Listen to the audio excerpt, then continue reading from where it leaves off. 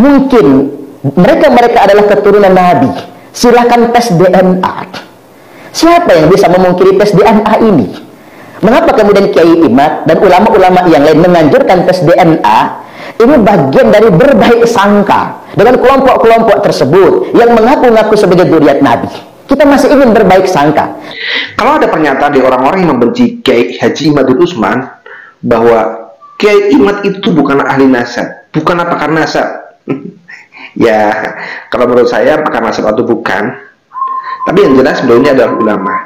Dan kalau memang dari para habaib, dari Robit Alawiyah, dari Bani Alawi itu adalah dzurriyyah Rasul, gampang. Cukup adu data, patahkan tes Imad dan tes DNA, sudah gampang kan? Assalamualaikum warahmatullahi wabarakatuh. Selamat datang guys di channel Diam saudara.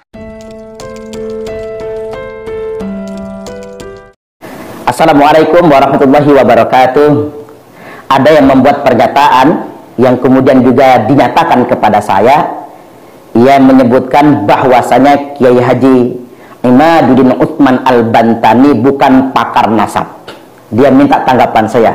Ya iya dong, saya sepakat dengan Anda bahwasanya Kiai Haji Imaduddin Utsman Al-Bantani itu bukan pakar nasab.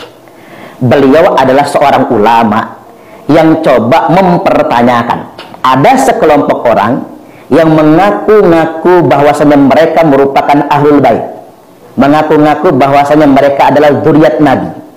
Bahkan di antara mereka ada yang dengan arogansinya menunjuk dirinya dalam darah aneh ini ada darah Nabi, lalu bersikap arogan kepada umat, seakan-akan mereka menjadi warga agama kelas 1. Mereka adalah kelas tertinggi, kasta tertinggi, seolah-olah di dalam Islam ini mereka memiliki hak istimewa. Lalu mereka merendahkan orang lain dengan alasan orang lain itu ahwal, orang lain itu orang biasa.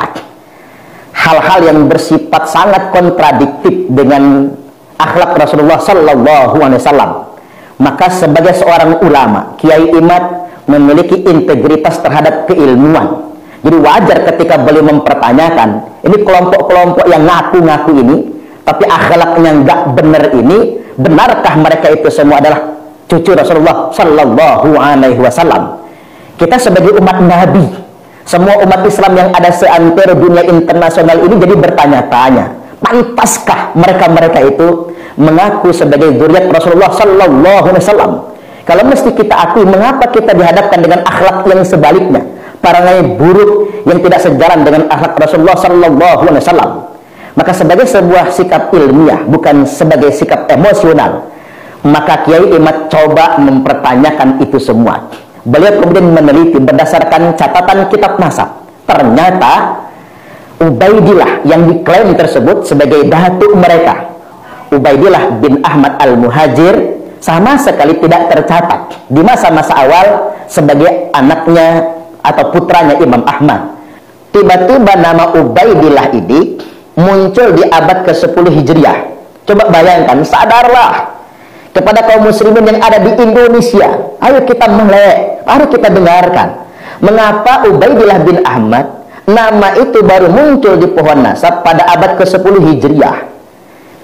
Jadi selama 5 abad setengah, hampir 6 abad lamanya tidak ada nama ini. Tiba-tiba di kemudian hari ada yang mencangkokkannya di pohon nasab, lalu mengklaim itu datuk mereka. Lalu dengan pongahnya mereka menunjuk mereka adalah keturunan Nabi, sebagai ahlul bait dan dzurriyyat Nabi. Ini saja mestinya sudah membuat kita semua sadar, mereka tak pantas mengaku sebagai anak cucu Nabi. Karena mengapa? Berdasarkan bukti manuskrip, ternyata nama datuk mereka baru dicantumkan pada abad ke-10 Hijriah. Jadi wajar kalau Kiai Imad dan mungkin semua yang punya integritas terhadap ilmu pengetahuan, mungkin semua ulama akan bertanya dengan pertanyaan yang sama. Sejak kapan Ubaidillah bin Ahmad muncul sebagai salah satu keturunan? Dan ini adalah pertanyaan yang sangat ilmiah, dan kita semua punya kewajiban mempertanyakan itu. Alasannya mengapa? Karena kita semua merupakan umat Rasulullah Sallallahu Alaihi Wasallam.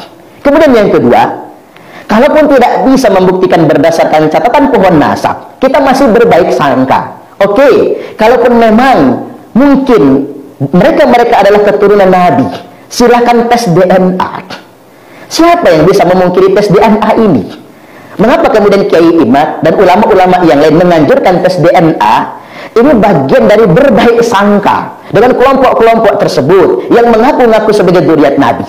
Kita masih ingin berbaik sangka. Kendati pun tidak ada catatan, kendati pun di pohon nasab itu baru muncul di abad ke-10, kita tetap ingin berbaik sangka. Sangat mungkin, mungkinkah mereka merupakan keturunan Nabi? Oke, sekarang tes DNA. Tapi ternyata tes DNA pun tidak mau dijalani. Jadi tak salah ketika Kiai Imad membuat sebuah penegasan berdasarkan pandangan ilmiah, menurut integritas moral ilmiah, beliau menetapkan Ba'alawi bukan dzurriyyat Nabi, dikarenakan tidak ada catatan kitab nasab yang bisa mengkonfirmasinya, terutama kitab sezaman. Dan yang kedua, mereka tak berani tes DNA. Nah, bagi kita semua umat Islam yang ada di seantero dunia internasional, memang cukup lelah memperdebatkan persoalan nasab ini. Tapi cukuplah sebetulnya kita menjadi umat Nabi. Kita menjadi umat Nabi, kita belajar untuk mendalami ajaran Nabi, dan kita berusaha untuk meneladani akhlak Rasulullah Sallallahu Alaihi Wasallam. Dikarenakan Islam merupakan agama akhlak. Ad-dinu husnul khuluq. Islam ini adalah agama akhlak. Dan yang paling jelas bagi kita semua, yang membuat kita bertakwa, yang membuat kita istimewa di hadapan Allah, bukan nasab, bukan harta dan kedudukan. Inna akramakum indallahi atqakum. Sesungguhnya yang paling mulia di antara kalian di sisi Allah adalah orang-orang yang paling bertakwa. Tegasnya ingin saya sampaikan pada kesempatan kali ini. Jadi cukup kita menjadi kaum muslimin. Mari kita semua jaga ajaran Islam ini. Jangan sampai kemudian di dunia yang sudah modern ini, justru karena kepentingan nasib kelompok tertentu, Islam kemudian menjadi agama nasab, bahkan Islam menjadi agama kasta.